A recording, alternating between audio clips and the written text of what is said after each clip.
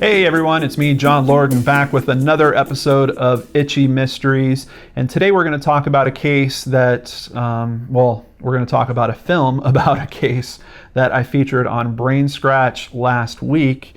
This movie is called Doubt, the Scott Watson case. And it's kind of interesting because I don't know if you guys remember, but when I was sick a couple weeks ago, I started looking into this case and I saw that they were going to premiere this on TVNZ, which is obviously television in New Zealand, on October 2nd. So it was literally going to premiere after that Brain Scratch I was supposed to do that week, and that's why I decided to delay the Brain Scratch until the following week, because I wanted to see the information that came out in this, particularly to see if there was anything new. So I don't know if it's very easy to get a hold of this, so I'm going to have two links down below. One of them is to the official listing at TVNZ. They have a website, and supposedly you're supposed to be able to watch it from there. I believe if you're in New Zealand.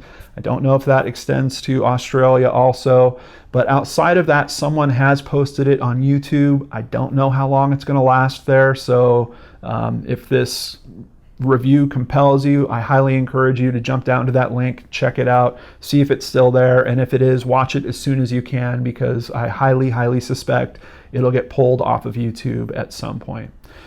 But it is a very interesting documentary. It is over 90 minutes long, goes into many of the same points that I raise in Brain Scratch, kind of the major points of the case, but it spends a bit more time particularly talking to people that witnessed, I don't know if I can go into this without spoiling it for you guys too much, but there is a boat, a ketch that was seen, and a big part of this case is, did that ketch really exist, or were the victims taken to a different boat that is much smaller?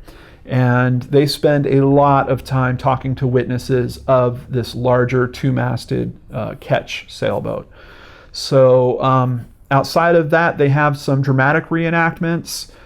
I felt a little weird with the dramatic reenactments, but luckily they kind of load the start of this with those, and once you get through them, it gets to much more real-world footage, people being interviewed, footage from the courtroom, and then a legal analyst who does a very good job of kind of digesting the information for you and then taking you through the main sticky points of the case, point by point.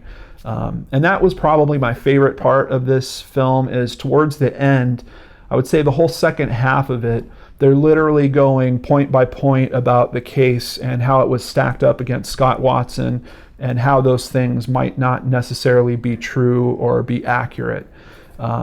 Very strong. Outside of that, it's a good piece of art. There's not a bunch of great cinematography, but it is kind of nice to see some parts of that of the world in New Zealand. I don't have a whole lot of exposure to what it looks like out there. It certainly looks like it's beautiful country, and that's something I always look to in these documentaries. It really kind of gives me insight into what those types of locales, first of all, look like, but then something extra about that is when you get to see how their justice system works, what the court systems are like. Simple things like, the phrasing of them calling themselves the Crown, their judicial system, I guess of the people is referred to as the Crown. Just small things like that you kind of take for granted here in America, and you don't really understand until you see something like this. Definitely some strong accents. Took a little adjusting for me, just for like the first 5-10 minutes to kind of get used to the accents. But outside of that, a very compelling case, really compelling. And to this day, I certainly have serious doubts. I think this is an excellent name for this feature to be called Doubt, the Scott Watson case, because when you look at these points that have been raised, reasonable doubt is something that, at least here in the States, we look at and say, do you have reasonable doubt about this case? If so, then you can't really convict that person. And in a very interesting way, it's almost like they used reasonable doubt to actually convict this Scott Watson guy. which is really, really interesting. Another cool aspect of this is they took information that you can find on the internet, like in particular an interview that he had done with a paper, and they have an actor that is kind of retelling that interview. But it is interesting to hear someone's voice added to it, and it gives you a bit of a feeling of what kind of guy Scott Watson is, and he doesn't claim to be a saint. Some people might think he's lewd. You know, it was New Year's Eve, he was partying a little hard, apparently he was being a bit crude to women, and it just makes you wonder, did they really convict him because of this crime, or did they find someone that had a personality type that fit this crime and then convict that person? It's really, really an interesting case, and if you enjoyed the brain scratch on it last week, I highly recommend you try to get some access to this film, Doubt the Scott Watson Case, either through the official link or check the YouTube link. I don't see it for rent anywhere, but that can change fairly soon, and I'm hoping that a major platform might get this picked up. This is something that could easily be on Netflix or Hulu or something like that. So keep an eye on those platforms if you don't have access to it. It might pop up there sometime soon. But I would rate this certainly 7.5 out of 10. In terms of bias, it certainly pushes towards him being innocent.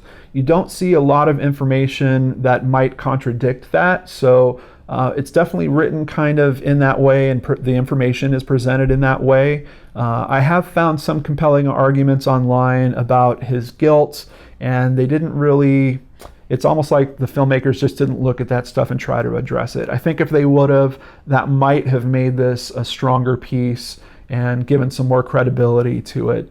From what I can tell, a lot of people in New Zealand kind of feel this way about this case, and I think this film just kind of echoes that sentiment. I don't think it really tests or stretches the boundaries around that. But in terms of being a retelling of what happened, it's really good. Certainly it is valuable in terms of catching people's testimony about this mystery boat, about was it seen or not, and about their frustration when they try to route that information to the authorities and they're basically being waved off from the authorities from sharing that information with them, which I thought was almost felt criminal in a certain way. But so I hope you will check it out. Thank you so much for joining me here in the screening room. I hope you have an excellent day, and I'll catch you on the next show on the Lord and Arts channel.